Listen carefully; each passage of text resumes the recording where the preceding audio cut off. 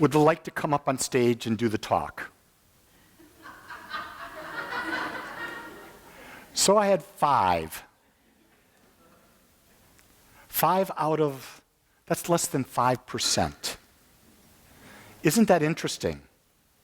Do you know that public speaking is one of the greatest fears that human beings have? Do you realize that? Public speaking, getting up in front of others, is one of the greatest fears that people have. Why? People are able, the same people that don't want to public speak, they can have one-on-ones. They can be in front of a group of 3, 4 people, right? So why is it that when there's a group of 100 plus, there's fear? Could it be that we feel we don't have anything worthy to share with other people? That's probably one thing. Could it be that we're afraid of being judged? I think that's the one that hits the nail on the head the most. That we're so afraid of the opinions of others that we develop this thing called fear and we don't want to do it. So take this idea of fear and go even a step further. Doing something you've never done before is fear of the unknown. And what is it we like to do? We like to be able to be in control. Anyone got a control issue in this room? I expect every hand to go up. We all want to be in control. And the fact of the matter is, in life, we have almost zero control. We don't even have control of all of our thoughts because we've got unconscious patterns that just blindly play out and think differently for us. So we've got to learn this idea that fear is a wonderful gift to be able to feel. I know when I'm talking about going up into Mount Kailash, I have fear of being at 18,000 feet. I have fear about that. So what's my fear about that? Well, my fear's basically, I've only been at 14. That was difficult to breathe. It was 27 years ago. How am I going to deal with that now at the age that I am? How am I going to deal with that? And I said, okay, so wait a second. Let's do some analysis of this, okay? I'm in great physical shape. I'm exercising. I'm doing all the right work physically to do that. So where's my next fear? Oh, my next fear is I won't be able to breathe in enough oxygen, okay? That's a logical fear, right? Not enough oxygen. Without oxygen, we die. So we have a fear of that. So I said, well, wait a second. I'll have an oxygen cylinder with me. Everyone will. And here's another thing. I can buy this little gadget, and I can learn how to breathe deeper. Do you realize how shallow we breathe? Have you ever really thought about it? Anyone who's truly into yoga really understands that yoga is not about the asanas or the positions or the poses that you're doing. It's about being in the breath and the depth of breath that you have. So now I'm saying, okay, wait a second. I've got this breath. I'm working on my breath. I've got my physical body. I'll have my friend Niranjan there to support me. There'll be Sherpas around in the group and that type of thing. So do I really have anything to fear? Well, I might die. After all, what better thing to do? One of the highest things on your bucket list? Let's die on the bucket list. And I came to the conclusion that I would rather be doing this bucket list than have sex while doing it. So I know it's not where I'm going to die. Because, in case you forgot, I'm leaving my wife back home. Okay. So fear is something that controls us. And how do we get rid of it? It's just as likely to catch fear from others as a cold. Ooh. Do you get that? If you turn on Facebook, is it bombarded with fear? If you turn on the television on advertising, every one of these drug commercials is what about fear? And they tell you about the fear, what you got to take the drug for, and then they finish it that you really should be fearing all the side effects. Because you may get rid of your headache, and the next thing you know, you're going to have irritable bowel syndrome. Oh my God, which would you prefer? Good. I don't know what your answer is, but it's a hell of a choice. Maybe there's another alternative. Catch a cold. It's as easy as that. Who are you surrounding yourself with? Who's in your posse? You know what I mean? Who do you let into your space? Because who you let into your space can give you fear. Is a person in your space, are you afraid of them? Do you let a boss into your space that you're afraid of? I know people that are afraid of children. Holy God, think about that. They're afraid of children. Why? Because children break rules. They're free, and they're so structured that they've got to have it like this. Structure causes us to be fearful. Can you get that? Structure causes us to be more fearful.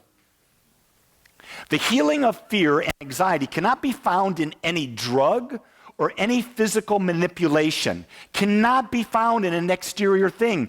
The only real cure is found within our own mind. We must change our perspective of how we view life.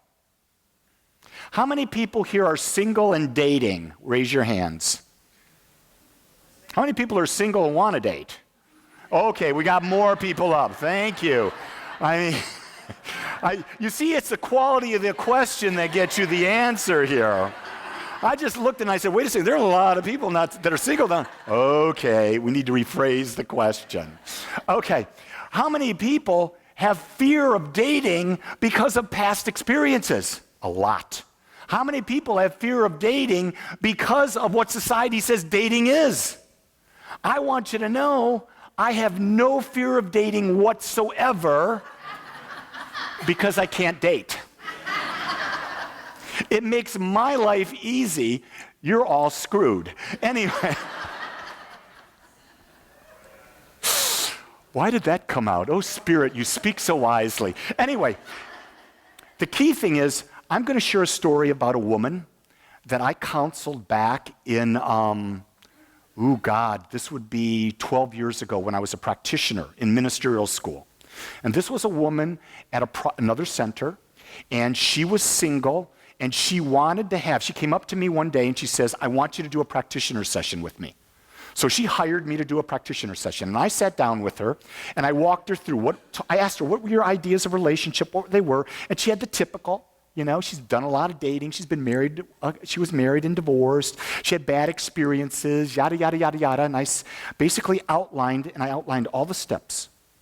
If you do this and this and this and this and this, you will find the person of your dreams. You will have that relationship. Key thing is, you have to follow every step. You have to take yourself out of toxic environments where people are bad-mouthing men, in this case men, or it could be the other way, it could be bad-mouthing women, or you have to take out that they make it say that's hard, because the key to my belief is that relationships are easy. I truly believe that relationships are easy. It doesn't mean it doesn't require work. But easy means you can have a disagreement, and 10 seconds later, the disagreement's forgotten. Hard is when the disagreement lasts for eternity. You ever been in a relationship like that? I have. Well, I let her go a long time ago. But anyway, and so I ended up getting very involved in ministerial school. She moved away to another state. A year or so later, I get a phone call. Lee, guess what? I said, what? I got him. What do you mean you got him? Did you go fishing? No, she says, I got him. I got the guy. And I said, first question I said, is it easy? She says, it's the easiest thing I've ever done. I said, are you in fear of him leaving you? No.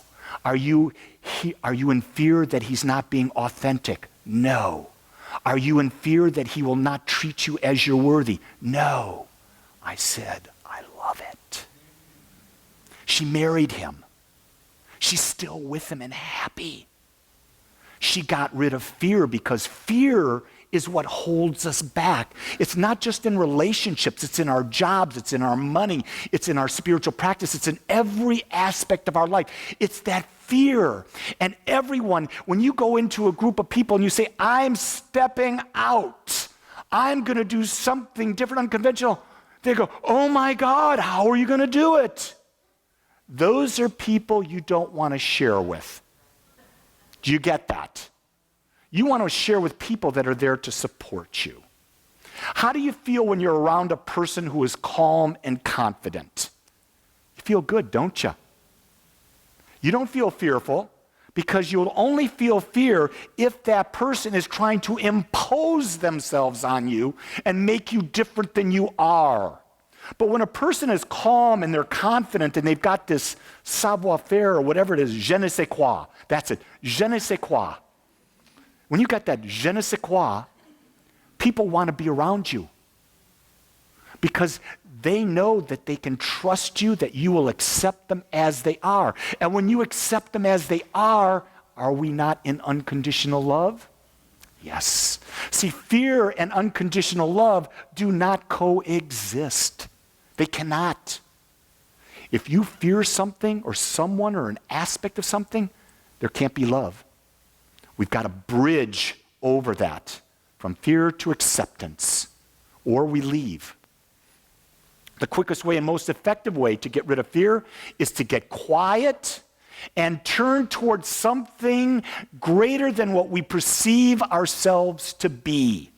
See, when we look at ourselves just in human form, whoa, we're really insignificant and tiny, aren't we? Just think about the astronauts. When they first went up in the space shuttle or in the capsule, space capsule, and they're looking down on Mother Earth from 7-8 miles above the Earth, and they see this little planet and realize that they are a speck on that planet, and that planet is a speck within the universe.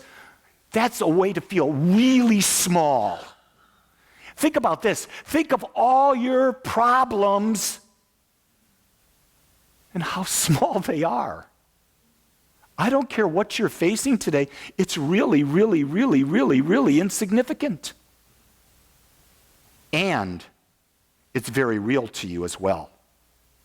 I don't want to diminish the fact that what you're feeling is not real to you, but what you have going on in your mind, you can change the perception of it, which will change what? Your reality and your experience of it. That's the key thing you want to move toward.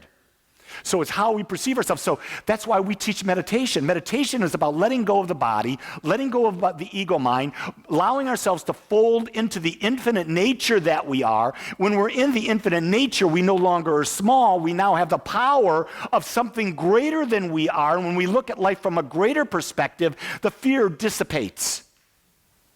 Even if it just dissipates, it's better than staying there.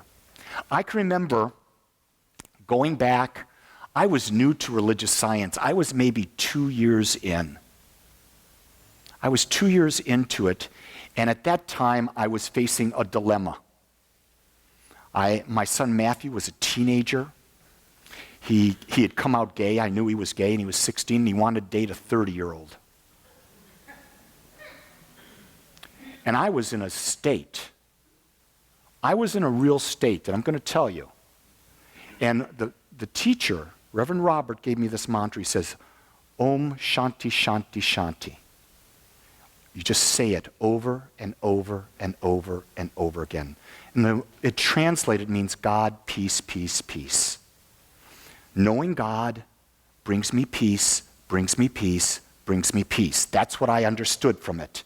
So I kept seeing myself as that. So when it came time that I had to deal with this situation, I dealt with it as a mature adult. When I was confronted and the gentleman that was brought into play came over to talk to me about dating my son, I said, you're a really nice person. I said, but you're not going to date my son.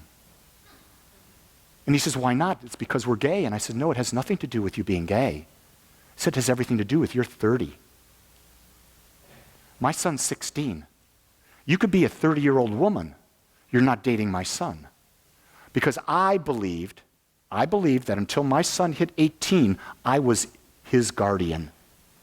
And I was going to keep my son safe. And he hated me.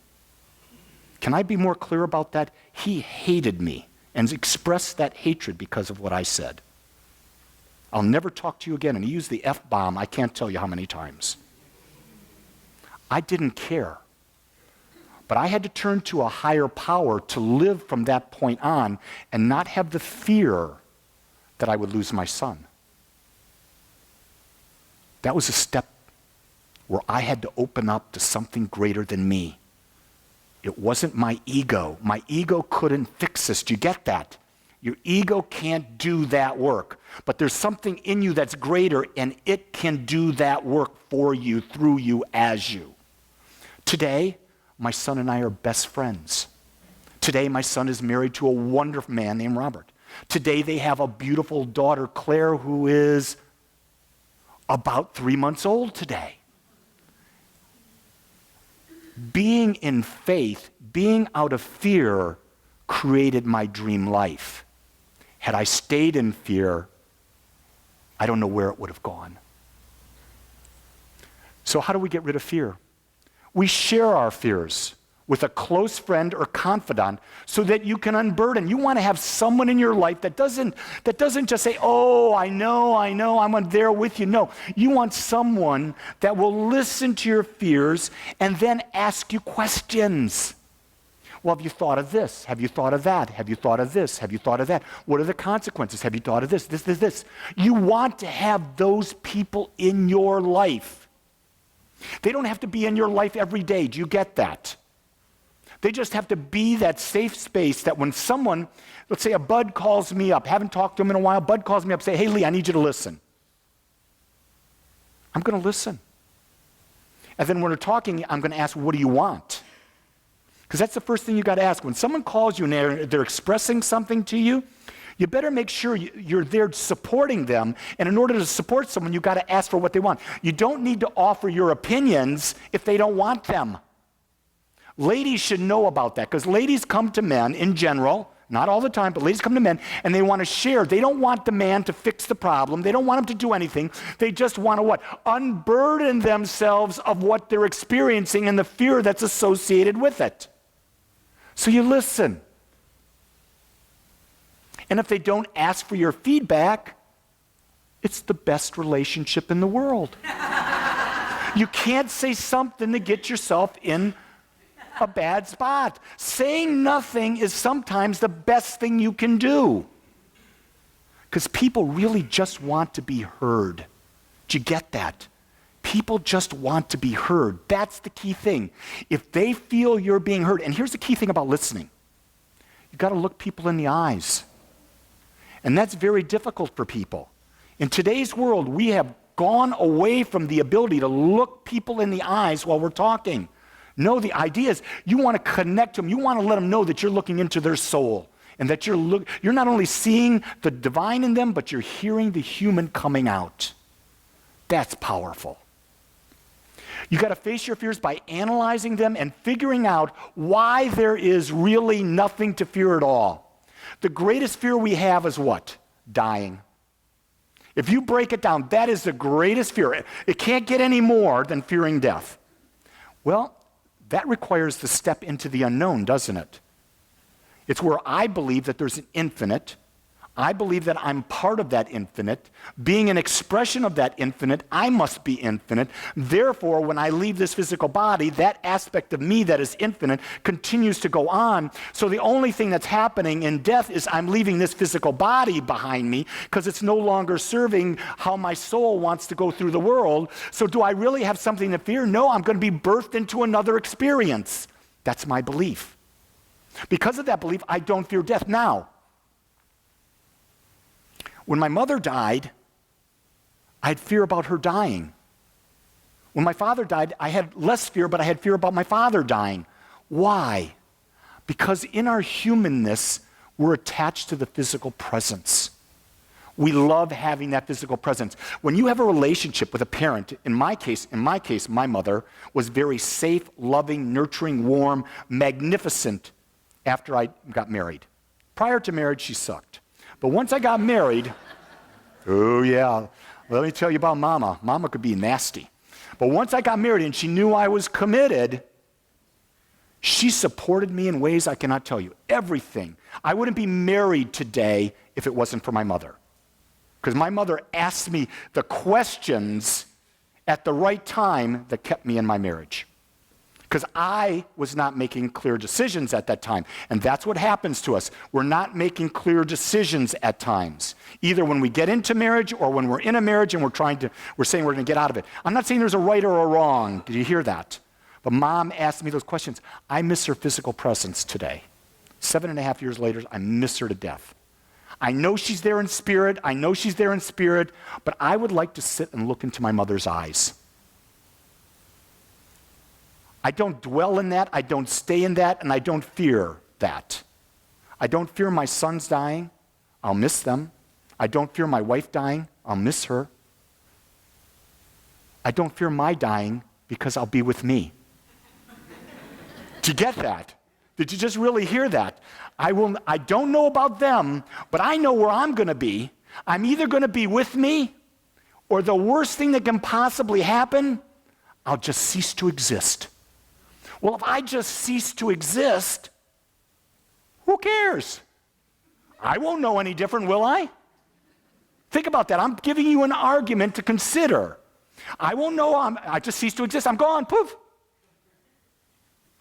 But if it's not that, and I don't believe it's that. I truly believe that this infinite nature that we are goes on for eternity to express and to experience. I think that we take the essence of energy that we are and we live. And the essence of energy that we are, we may shed this physical body, but the level of awareness that we are, we take into the next realm. Because I think it's a matter of us becoming more aware of our infinite nature over and deeper all the time. And so I don't fear that. I welcome that. But while here in physical form, let's experience this body. Let's experience Mother Earth. Last night, we watched this crazy movie. Not crazy movie. It was a different movie I wouldn't expect to have ever watched. It was about a man who left his wife, 3 sons, I'm guessing older teenagers, early 20s. I think it was in Spain, and it was in subtitles, and he went up into the mountain for 100 days of solitude. And while in the mountain, he had a selfie stick and he took movies, but he also had a drone. And he sent the drone up and took all these pictures. And it was an hour and a half of what was it like to be in this, to face your fears, to be alone, to do all of this stuff, and to overcome those fears. But the one thing that he feared, I think the most, or I don't even want to say, yeah, he did fear it, was not being with his wife and sons. And I think it was that longing. And I think that longing was there because we were not meant to live isolated. Do you get that? We're not meant. We're meant to be in community. Whether it's a family structure, whether it's a close friend structure, whether it's a community structure, we were meant to be in commune with each other. That's the idea. I, as the divine expression of Lee, am communing with you as individuals. That, to me, is where the greatest experience and the greatest joy of life comes from, in the ability to commune with others. And there's a difference. Communing, for me, is a lot easier when we're one-on-one. You can really tap into that energy. I had lunch with Chi this week. And we went to this restaurant. We went to Platia's. We went to a Greek restaurant. And we sat there and we talked for whatever long it was, and our conversation, whatever it was about, was intimate because we were looking in each other's eyes the whole time. And so I really want to bring you to what intimacy is. Intimacy means being with someone, being fully present with them at that moment, and nothing else matters. Do you get that? Nothing else matters. That's being in the now. The question is, like when you come into Agape in the morning and you're greeting someone, are you looking away or are you looking into their eyes? If you're hugging them, are you hugging them and being fully present in the hug, or are you wanting to go find your favorite seat, get your cup of coffee, do whatever it is? I'm going to challenge you and say, become present. When you start becoming present in every aspect of your life, all fear disappears. Do you get that? Because when you're in the now, there's no past, there's no future, there's nothing to fear whatsoever. That is the single greatest practice we can do to get out of fear. Be in the now. The other thing is convince yourself that you're part of a greater power and there is really nothing to fear. And we've talked about that. You're part of something greater. That's why we have a community here at Agape, to remind us that we're a part of something greater, to remind us there are people of like mind in this crazy world that's out there, to remind us that there are people who do believe in personal responsibility and that there is a power within them, and that power within them is controlled by the sum nature of our thought. That's why we come to celebrate a community like this. Fear brings confusion. Faith in knowing who you really are gives you confidence to live, pursue, and experience your dreams. Fear boxes you in, keeps you stagnant.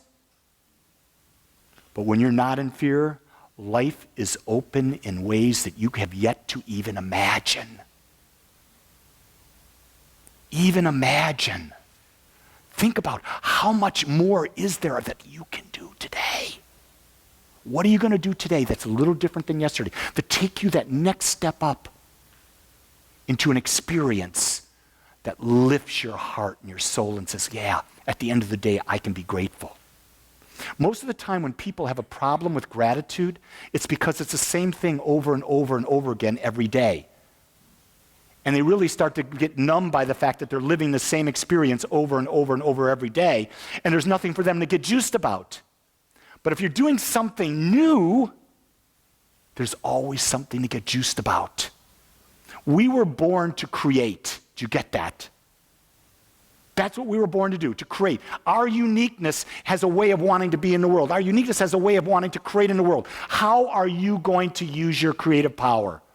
That's the question, because when you determine how you're going to use your creative power, you will not be in fear. You'll be focusing on how to use that power and what are you going to create from it, and then how to use it again and again and again. And when you're focused on a mission, on a purpose that lifted from your heart and your soul, fear doesn't enter in. You see everything is on the way. There are no obstacles. Everything is on my path. Make sure you're surrounded with people that support you. That's the most important thing. Be aware of who is on your path and are they supporting. If they're not supporting you and you're walking along hand in hand, it's real simple. Just let go. They'll fall away. Because vibrations of energy that are similar stay together. Vibrations of energy that are different separate. They cannot be together. It's a law of attraction. It's natural. It works every time. It's real interesting. If someone is in your life and you don't think they're serving you, just let go. Just don't call. See if they call you back. See if they're really a vibration. If they don't call back, then you got your answer, don't you? It's that simple.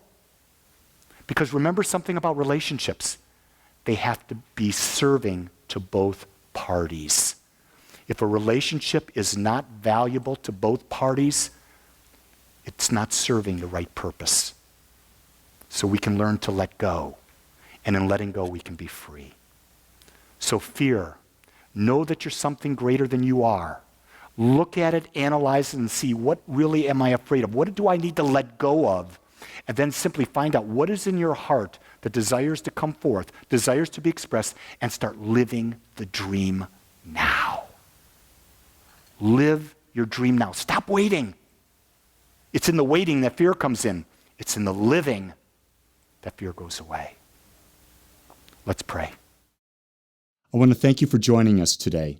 I'm so grateful that you took your time to watch or listen to this message. If you found this message beneficial, I would ask that you go to our website, agapecsl.com.